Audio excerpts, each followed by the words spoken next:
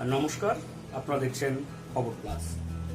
Nepotism, স্বজন পোষণ। এই নেপোটিজম শব্দের সঙ্গে আমরা যে খুব বেশি পরিচিত ছিলাম তা নয়, কিন্তু এই হাল আমলে সুশান্ত সিং রাজপুতের আত্মহত্যার পর বলিউড থেকে টলিউড এবং টলিউডের পর আজকের দিনে দাঁড়িয়ে রাজনীতিতে স্বজন পোষণ এই শব্দটা মারাত্মকভাবে গোটা দেশ রাজ্য ভীষণভাবে সাড়া ফেলে দিয়েছে, প্রভাব ফেলেছে মানুষের মধ্যে। আচ্ছা, যে স্বজন পোষণ, স্বজন কারা, তাদেরকেই বা পোষণ করা হয়। এই স্বজন আমাদের চলতে ফিরতে বিভিন্ন জায়গায় কিন্তু স্বজন আছে। আপনার বন্ধু, সেও আপনার স্বজন। আপনার কর্মসূত্রে আপনার কলিগ, সেও আপনার স্বজন। আপনার রাজনৈতিকভাবে সাপোর্টার, সেও আপনার স্বজন। আপনার পরিবারের যারা খুব কাছের মানুষ, আত্মীয় স্বজন, তারাও স্বজন। এই স্বজনদের যদি কোনো রকম ভাবে একটু সুবিধা পাইয়ে দেওয়া যায়, তাকেই বলে স্বজন পোষণ। বলিউডে সুশান্ত সিং রাজপুত তার ট্যালেন্ট থাকা সত্ত্বেও কয়েকজনের নামে অভিযোগ উঠছে, তারা নিজেদের মতো যারা মানুষ, যাদের সঙ্গে তাদের সখ্যতা ছিল, অনেক নায়িকা অভিযোগ করেছেন, যারা তাদেরকে নিজেদেরকে বিলিয়ে দিতে পেরেছেন, তাদেরকেই সুযোগ করে দিয়েছেন। টলিউডে শ্রীলেখা মিত্র, তিনি অভিযোগ করেছেন একদম নাম করে প্রসেনজিৎ চ্যাটার্জি এবং ঋতুপর্ণার উপর। সত্যি কিনা মিথ্যা জানি না, কিন্তু অভিযোগ করেছেন। হাল আমলে এই রাজ্যেও উমফুন পরবর্তীকালে বা আমফান ঝড়ের পরবর্তী সময়ে যারা বিভিন্নভাবে সুবিধা পেয়েছেন বা যাদের নামের তালিকা বেরোচ্ছে, সেখানে অভিযোগ উঠছে স্বজন পোষণে। মানে যারা নিজেদের লোক, স্বজন, তাদেরকে পোষণ করা হয়েছে। বিরাট অভিযোগ, মারাত্মক অভিযোগ। সমস্ত ক্ষেত্রেই স্বজন পোষণ মানেই অভিযোগ। আচ্ছা, আপনি যিনি এখন এই ভিডিও যিনি দেখছেন, এখন শুয়ে বসে দাঁড়িয়ে যেখানেই আপনি এই ভিডিও দেখছেন, আচ্ছা, আপনি কোনোদিন স্বজন পোষণ করেননি? আপনি নিজেও তো স্বজন পোষণ করেছেন। আপনি ছোটবেলায় যখন স্কুলে বন্ধু আসতো না, তার হয়ে আপনি প্রক্সি দিয়েছেন। আপনি লম্বা লাইনে ঠাকুর দেখতে দাঁড়িয়ে আপনি আপনার পরিচিত কাউকে বলেছেন, আয় আমার পেছনে দাঁড়া। পেছনের মানুষটার সঙ্গে ঝগড়া করে বলেছেন, ও লাইনে ছিল, আমি ওর জন্য লাইন দিয়েছিলাম। স্বজন পোষণ আপনি করেছেন আপনার খুব নিকট কোনো লোকের জন্য। কখনো মনে হয় না যে একটু অন্যদের থেকে একটু যাতে সুবিধা পাইয়ে দেওয়া যায়? করেছেন আপনি। আমরা যে কোনো মানুষ, যে কোনো সময় আমরা স্বজন পোষণ করেছি, ছোট ক্ষেত্র হোক, বড় ক্ষেত্র হোক, যে কোনো ক্ষেত্রই হোক। আজকে দেখুন না, আপনি তারকেশ্বর থেকে তারাপীঠ থেকে দক্ষিণেশ্বর থেকে লোকনাথ মন্দির, সেখানেও তো ভগবান স্বজন পোষণ করেন। ভগবান হয়তো করেন না, কিন্তু ভগবানের মন্দিরে যারা পরিচালনা করেন, তারাও তো স্বজন পোষণ করেন। 100 টাকার লাইন, 200 টাকার লাইন, 500 টাকার লাইন, 1000 টাকার লাইন, ভিআইপি লাইন। আচ্ছা, ভগবান নিজেও, যে মানুষটা গরিব, যার পয়সা নেই, সে লাইন লম্বা, কত দূর, 1 কিলোমিটার 2 কিলোমিটার, সেই লাইন লম্বা। ভিআইপি লাইনে পয়সা আছে, পয়সা বুঝে দিয়ে ভিআইপি লাইনে দাঁড়িয়ে মাথায় রোদ কম লাগলো, ঠাকুরের পায়ে ডিরেক্ট গিয়ে প্রণাম ঠুকে আসলেন, একদম ফুল পায়ে ছুঁয়ে মাথায় করে নিয়ে বাড়ি চলে আসলেন। যে লোকটা গরিব, দূর থেকে দরজার সামনে থেকে ঠাকুরকে দেখে, পুরোহিতে তার সঙ্গে কথা বলারও সময় নেই, একটু কোনো রকম একটু টাচ করে ছুঁয়ে দিল, সেখানেও স্বজন পোষণ। তৃণমূলের নামে এই মুহূর্তে দাঁড়িয়ে স্বজন পোষণের একটা বিরাট অভিযোগ এসছে। আচ্ছা, স্বজন পোষণ কে করেন? স্বজন পোষণ করতেই হবে এটা কোনো ব্যাপার না, বা জাস্টিফাই করার জন্য আজকের এই ভিডিও না, শেষ পর্যন্ত দেখলে বুঝতে পারবেন জাস্টিফাই করার জন্য করছি না। কিন্তু ধরুন অমিত শাহ, বিজেপি, তার ছেলে 50,000 টাকা নিয়ে ব্যবসা করতে নেমে 1 বছরে 80 কোটি টাকার সম্পদ তৈরি করেছিলেন। নিশ্চিতভাবে সেটা স্বজন পোষণ। জয় শাহ, অমিত শাহের ছেলে, আজকে বিসিসিআই ক্রিকেট বোর্ড ভারতবর্ষের, সেখানকার প্রেসিডেন্ট। স্বজন পোষণ। আজকে নরেন্দ্র মোদী আদানির জন্য কয়লা খনি নিলাম করছেন অস্ট্রেলিয়ায় বসে। কি বলবেন? স্বজন পোষণ। আজকের দিনে দাঁড়িয়ে মেহুল চোকসি এই ধরনের যারা নীরব মোদী, এরা ব্যাংকের টাকা মেরে দিয়ে চলে গেছেন এবং এরা বলছেন, অনুষ্ঠানে দেখাচ্ছে নরেন্দ্র মোদীরা, অমিত শাহরা একই মঞ্চে। এরা নিশ্চিতভাবে কোনো না কোনো এদের সুপারিশ নিয়ে চলে গেছেন। সুপারিশ পেয়েছিল বলে ব্যাংকও টাকা দিয়েছিল, স্বজন পোষণ করেছেন। ধরুন একসময় এখানে বামফ্রন্ট ক্ষমতায় ছিল। বামফ্রন্ট যখন ক্ষমতায় ছিল তখন এত হিউজ পরিমাণে মানুষের মধ্যে টাকা পয়সা দেওয়ার এত প্রকল্প ছিল না, এত হিউজ টাকাও ছিল না, এত কিছু ছিল না। হয়তো গোটা ব্লকে 3টে চাকরি হবে, সেই গোটা ব্লকের 3টে চাকরি আমরা হিউজ পরিমাণের মানুষ আমরা কখনো খবর রাখতাম না।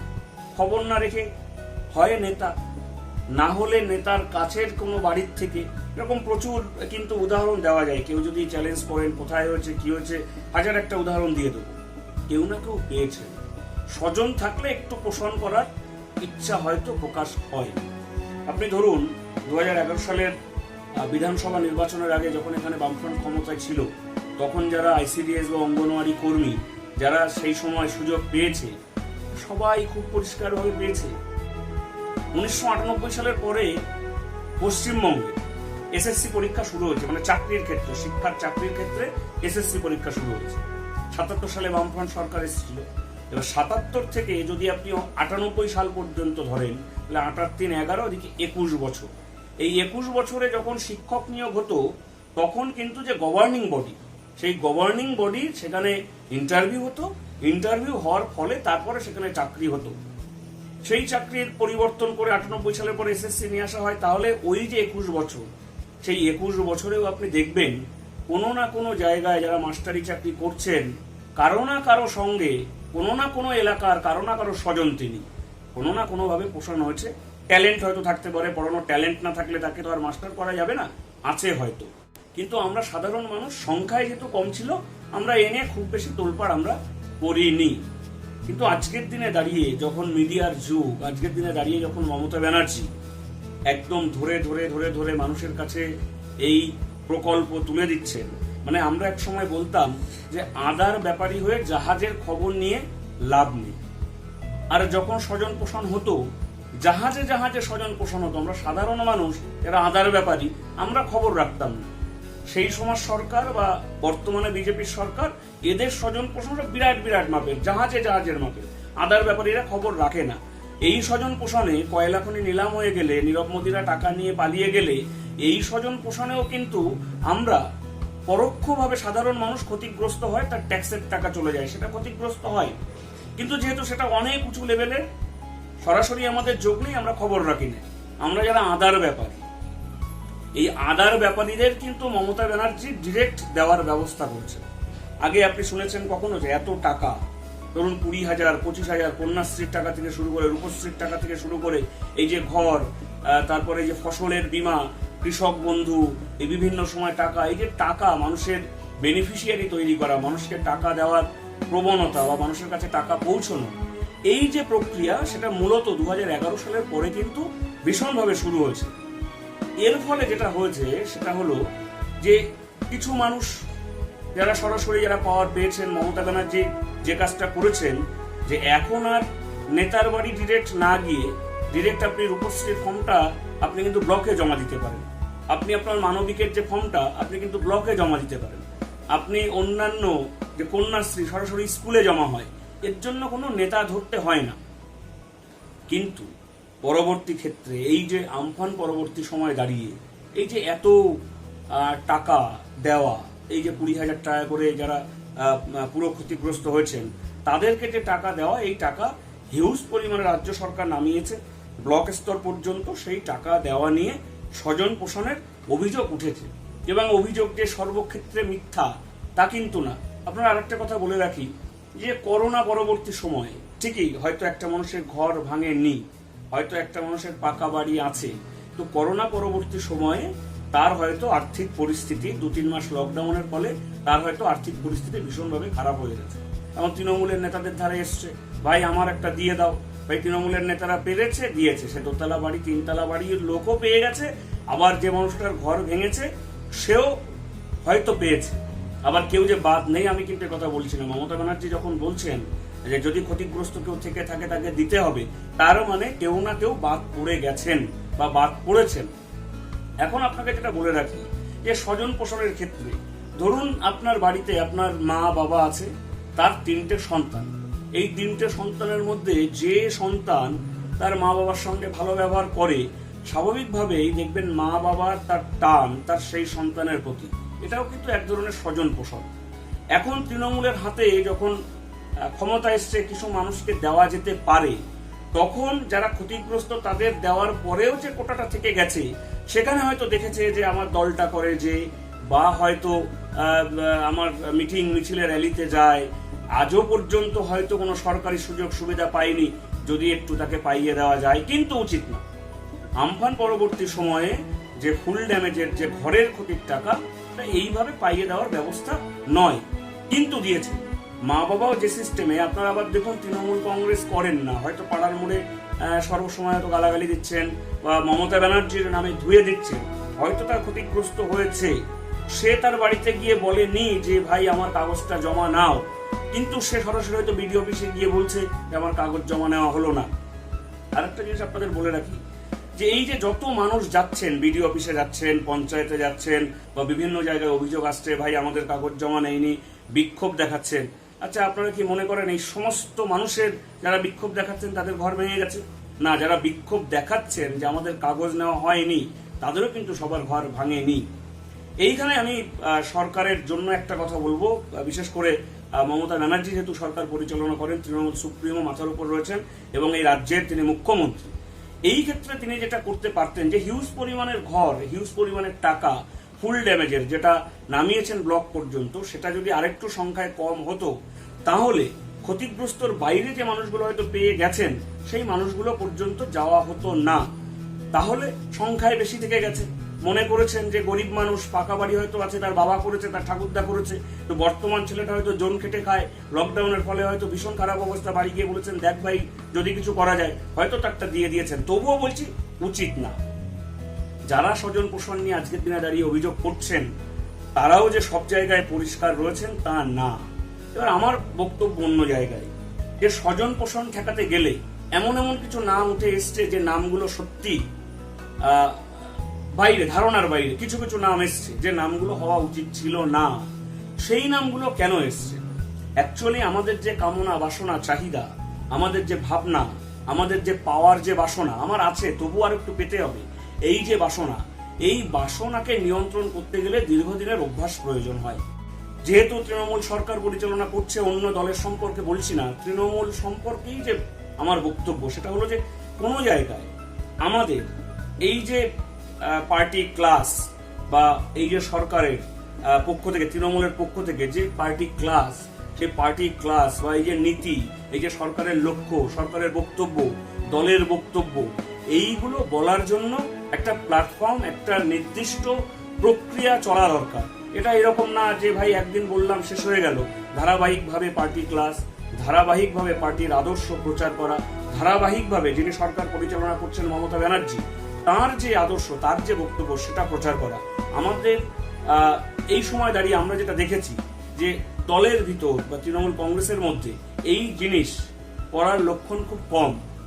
এবং আরেকটা জিনিস আপনাকে দেখতে হবে, এই জিনিস যদি ধারাবাহিকভাবে আপনার অভ্যাসের যদি পরিবর্তন করেন, ধারাবাহিক যদি চর্চার মধ্যে থাকেন, দলীয় আদর্শের চর্চার মধ্যে যদি আপনি ধারাবাহিকভাবে থাকেন, আপনার দলের সুপ্রিমো যে কথা বলছেন সেই বক্তব্যের সঙ্গে যদি নিজে সহমত পোষণ করেন, তাহলেই কিন্তু আপনার মধ্যে যে স্বজন পোষণের যে ধারণা, সেই ধারণা সেটা কিন্তু থাকবে না। আপনি মুখের উপর একটা মানুষ যার পাওয়ার প্রয়োজন নেই, সেই মানুষটি আপনার বাড়ি পর্যন্ত আসলে আপনি তার মুখের উপর বলে দিতে পারবেন এই জিনিস আপনার জন্য নয়। কিন্তু আমরা বলতে পারছি না কেন? তৃণমূল বলতে পারছে না কেন? সরকারের অনেক নেতা যারা রয়েছে তারা বলতে পারছে না কেন? এই অভ্যাসের ঘাটতি থেকে যাচ্ছে, চর্চার ঘাটতি থেকে যাচ্ছে। আদর্শেরও চর্চার প্রয়োজন হয়। যে জিনিস সান না দেওয়া হয় সেই জিনিসে কিন্তু জং ধরে। তাই আদর্শের যদি চর্চা শুরু হয়, নীতির চর্চা যদি শুরু হয়, মমতা ব্যানার্জি যে কথা বলছেন সেই চর্চা যদি শুরু হয়, তাহলে কিন্তু এই জিনিস কাম্য হবে না বা আগামী দিনে ঘটবে না। এইবার আরেকটা কথা আপনাদের বলে রাখি, সেটা হলো যে লাস্ট যেটা বলে শেষ করবো, সেটা হলো যে মমতা ব্যানার্জি বলছে যে লিস্ট বিডিও অফিসে টানিয়ে দেওয়া হবে। এর আগে বহুবার বহু ব্লক গীতাঞ্জলির ঘর পেয়েছে, বহু ব্লক ডেস্টিটিউট ওম্যান, যেগুলো নিজেরা সিলেকশন করে দেওয়া যায়।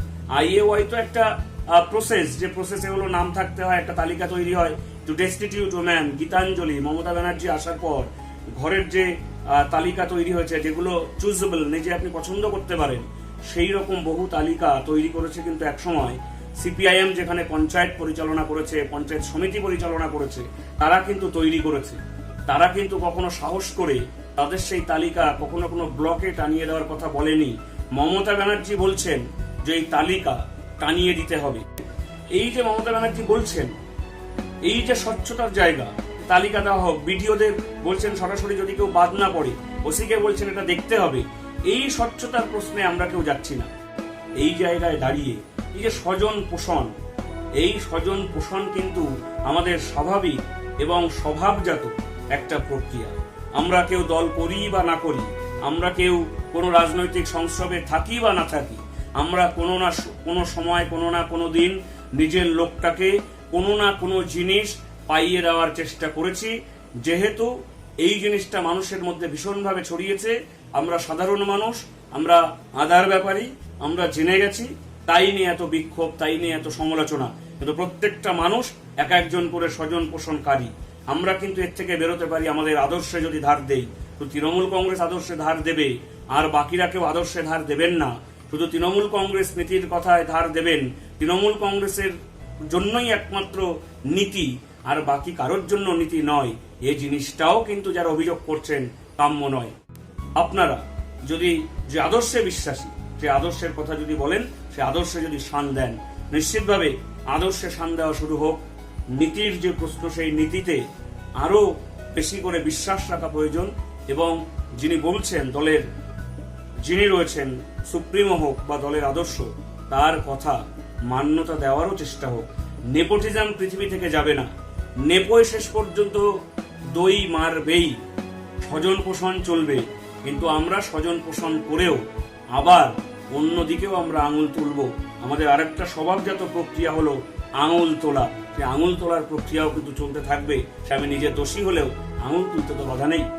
আপনারা আঙুল তুলুন, স্বজন পোষণ বন্ধ হোক, সমস্ত কিছুই ভালো চলুক, সবাই ভালো থাকুক, সবাই একে অপরের পাশে থাকুক। আর এই করোনা আবহে মানসিকভাবে দূরত্ব তৈরি করবেন না, শারীরিক দূরত্ব বজায় রেখে চলুন। নিজে ভালো থাকুন, অপরকে ভালো রাখুন। স্বজন পোষণ অবশ্যই বন্ধ হোক, কিন্তু সেটা শুধুমাত্র একটা রাজনৈতিক দলের জন্য নয়, সমস্ত রাজনৈতিক দলের জন্য। আর হ্যাঁ, আপনি যিনি চুপি চুপি গোপনে স্বজন পোষণ করেন, তার জন্য স্বজন পোষণ বন্ধ হোক। সবাই ভালো থাকবেন, সবাই সুস্থ থাকবেন। নমস্কার।